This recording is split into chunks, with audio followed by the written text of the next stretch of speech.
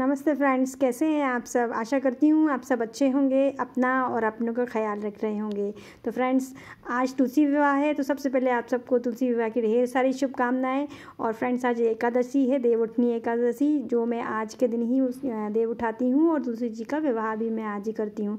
तो आज की वीडियो में मैं आपके साथ में शेयर कर रही हूँ तुलसी जी का विवाह मैं कैसे करती हूँ, कैसे शालिग्राम जी के साथ उनके फेरे लगाती हूँ और किस तरीके से मैं देव उठाती हूँ। फ्रेंड्स, मैं सारी चीज़ें एक ही साथ करती हूँ, तो आप बने रहिए वीडियो में मेरे साथ। और सबसे पहले आप देख पा रहे होंगे कि मैं अभी देव उठाने की तैयारी कर रही हूँ। तो हमारे यहाँ क्या होता है कि सबसे पहले चूने से थोड़ा सी जगह को साफ़ करके लीप लिया जाता है और फिर गेरू से, जो लाल मिट्टी होती है उसको हम गेरू कहते हैं, उससे देवताओं का घर बनाया जाता है। फ्रेंड, जितना घर आप सुंदर बना सकते हैं उतना घर सुंदर बनाइए। अपने लेवल पे अलग अलग टाइप से लोग अलग अलग तरीके से घर बनाते हैं। मैं जैसे बनाती हूँ मैं आपको दिखा रही हूँ। तो घर में क्या होता है कि हम चारों तरफ से बहुत सुंदर सा बनाते हैं और बीच में देवी देवताओं के चरण बनाए जाते हैं, सीढ़ी बनाई जाती है, कमल का फूल बनाया जाता है और भी बहुत सारी चीज़ें बनती हैं। और जब ये घर बन जाता है तो उसमें चक्री ज़रूर बनाई जाती है। खुला हुआ घर जो बनता है, उसके जो गेट बनता है वो खुला हुआ बनना चाहिए। इस तरीके से घर बनाया जाता है। और फ्रेंड्स, उसके साथ में ये जो एकादशी बनाई जाती है, देव उठाए जाते हैं। सबके यहाँ अलग अलग तरीके से उठाए जाते हैं। मेरे यहाँ जैसे उठाए जाते हैं मैं आपके सबसे बताइए शेयर कर रही हूँ। कई सारे लोग भगवान जी को ढक कर रख देते हैं, वो सब चीज़ें हमारे यहाँ नहीं होती। जैसे होता है मैं आपको बता रही हूँ। घर बनाना पहले बता देती हूँ घर कैसे बनाते हैं हमारे यहाँ। फ्रेंड्स, घर में जो देवता होते हैं उनका एक प्रतिरूप, एक छाया बनाई जाती है। और ये 1, 5, 7 जितनी भी जगह होती है उस हिसाब से मेरे घर में जगह बहुत कम है तो छोटा सा ही बना रही हूँ, उसको मैं चौक बोलती हूँ। तो ये छोटा सा घर बन जाता है। और इसके आसपास क्या होता है कि सबके हमारे यहाँ जितने फैमिली मेम्बर हैं, फैमिली मेम्बर्स के हिसाब से उसके आसपास पैर बनाए जाते हैं। जैसे मेरे 2 बेटे हैं और मेरे हस्बैंड 2 भाई हैं, तो 4 लोग ये हो गए। फिर मेरे देवर का बेटा है तो 5, तो 10 चरण इस तरीके से चारों तरफ बनाए जाएंगे। फ्रेंड, और मेन गेट पर क्या होता है, रंगोली के साथ में ऐसे ढरकोने ढरकाए जाते हैं। एक तरफ 6 और एक तरफ 5, मतलब 11 ढरकोने ऐसे ये लाल मिट्टी से, मतलब गेरू से ही अच्छा सा मतलब गीला गीला बना करके और रुई का फोआ लेकर उससे ढरकाए जाते हैं। तो ये हमारी ट्रेडिशनल चीज़ है, मैं आपको बता रही हूँ। और साथ में रंगोली भी बनाई जाती है। देखिए फ्रेंड्स, पूरी पूजा की मेरी तैयारी हो गई है। जहाँ पर मैंने चौक बनाया था वहीं पर ही मैंने चौकी रख कर और गन्ने से हम लोग मंडप बनाते हैं, उसमें मैं पूजा कर रही हूँ। तो पूजन में सबसे पहले मैं दीपक जरूर प्रज्वलित करती हूँ। पूजा शुरू करने से पहले मेरा दीपक मैं जला लेती हूँ, तभी पूजा करना स्टार्ट करती हूँ। में मैंने तुलसी जी को भी रखा हुआ है। तुलसी जी आपको दिखाई नहीं दे रही मगर अभी दिख जाएंगी। तो तुलसी जी का गमला भी मैंने ही रखा है, उन्हें साड़ी वगैरह मैंने पहना दी है तैयार करके। फिर उसके बाद में अब मैं सबसे पहले मेरे जो गोपाल जी हैं मैं उनको स्नान करा रही हूँ। मेरे पास शालिग्राम जी भी हैं तो उनको भी मैं स्नान कराऊंगी और उनको बढ़िया श्रृंगार वगैरह करके मैं बिठा दे रही हूँ। और साथ में मैंने लक्ष्मी गणेश जी की भी मूर्ति रखती हूँ क्योंकि उनकी पूजा तो सबसे पहले करनी पड़ती है। तो सबसे पहले मैंने दीपक की पूजा कर दी है। दीपक की पूजा अपने सबसे पहले करती हूँ और उसके बाद धरती माता को पूजती हूँ, उनसे स्नान मांगती हूँ पूजा के लिए, फिर तभी मैं पूजा करती हूँ। तो गोपाल जी को स्नान करके मैं श्रृंगार करके पहले बिठा दे रही हूँ और शालिग्राम जी को भी स्नान करके बिठाऊंगी। बाकी तो उनको पंचामृत से स्नान कराऊंगी मैं। पंचामृत से स्नान कराने के बाद उनको शुद्ध जल से स्नान करा के उनका श्रृंगार, उनके लिए आज मैंने नए वस्त्र लिए हैं तो उनको नए वस्त्र पहनाऊंगी और अच्छे से श्रृंगार वगैरह करके फिर मैं इनको आसन पर बिठा दूंगी। और इसी तरह मैं शालिग्राम जी के साथ में भी उनको भी स्नान करा के और पंचामृत से फिर उनको भी मैं श्रृंगार करके उनको तुलसी जी के साथ में मैं बिठाती हूँ। चौकी पर नहीं बिठाती हूँ, मैं उनको तुलसी जी के साथ बिठाती हूँ।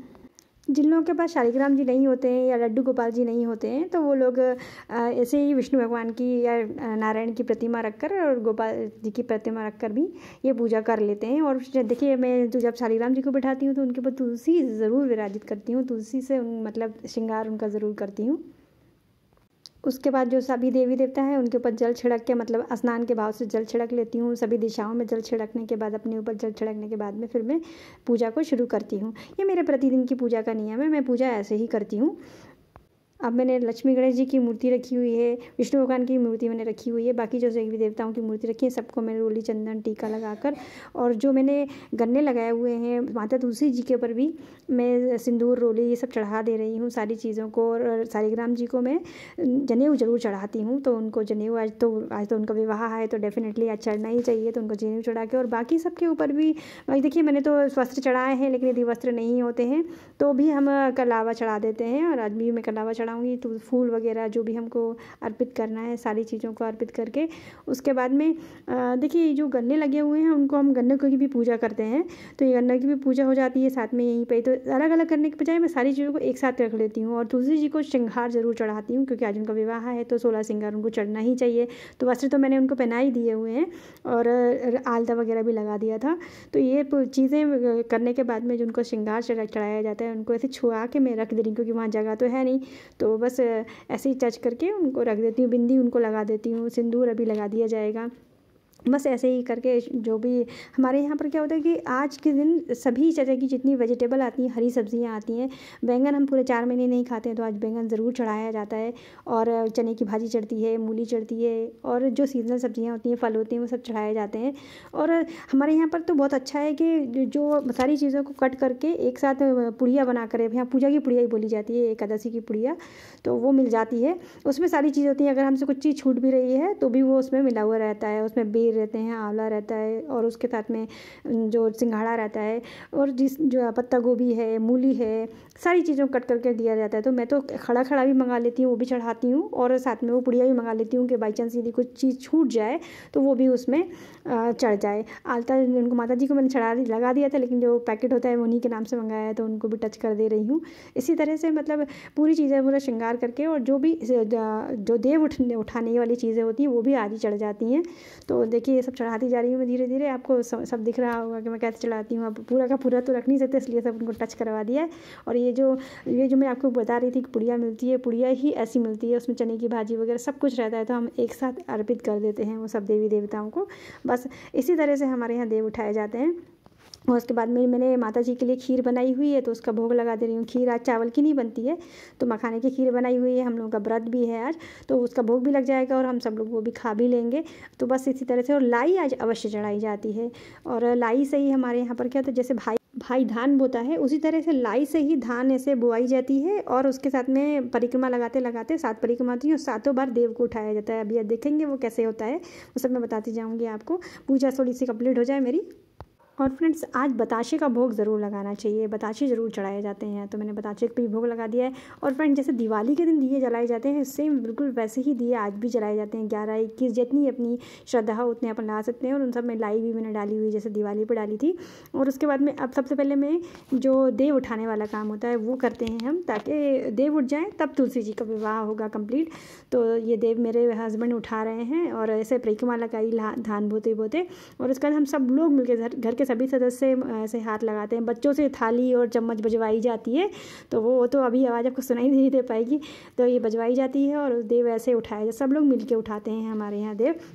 और एक गीत भी गाया जाता है, उठो देव गुड़गाड़े खाओ, बेर कचरियाँ भाजी खाओ। काफ़ी लंबा होता है वो, अब अगर वो गा के सुनाऊंगी तो वीडियो बहुत ज़्यादा लंबा हो जाएगा। बस फिर इसी तरह से देव उठ जाते हैं, और फिर देव जैसे ही उठते हैं तो वैसे ही हम हवन करते हैं। सबसे पहला काम फिर हवन करने का होता है। तो पूरे देव उठ जाए, तो आप देख लीजिए देव कैसे उठ रहे हैं। फ्रेंड्स देव उठाने के बाद सबसे पहला काम होता है हवन करने का। तो हवन में सबसे पहले मैं ही कर रही हूँ, उसके बाद में घर के सभी सदस्य लोग करेंगे, हाथ सभी लोग लगा लेते हैं, सब लोग मिलके हवन किया करते हैं। तो विधि विधान के अनुसार मैं ही करती हूँ। तो सब टीका वगैरह लगाकर अग्नि प्रज्वलित हो जाती है, तभी मैं हवन करती हूँ। हवन बस हो जाए उसके बाद में फिर हम तुलसी माता जी के फेरे लगाएंगे। तो फ्रेंड्स फेरे लगाने के लिए पहले गठजोड़ किया जाता है, तो मैं पहले गठबंधन कर दे रही हूँ उनका। आपको पंडित जी तो है नहीं जब उनसे करवाएं, इसलिए ये पूजा तो घर में सभी लोग घर के सदस्य ही करते हैं।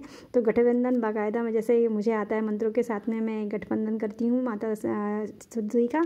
और उसके बाद में हम और मैं और मेरे हस्बैंड दोनों मिलकर शालिग्राम जी की परिक्रमा इस तरह से कराते हैं कि मैं उनको जो गठबंधन किया हुआ है उसमें उनको बिठा लेती हूँ, और उसके बाद में एक तरफ से मेरे हस्बैंड को देती जाती हूँ और उस तरफ दूसरे साइड से वो मुझे देते जाते हैं। इस तरीके से हम उनके पूरे 7 फेरे करवा देते हैं।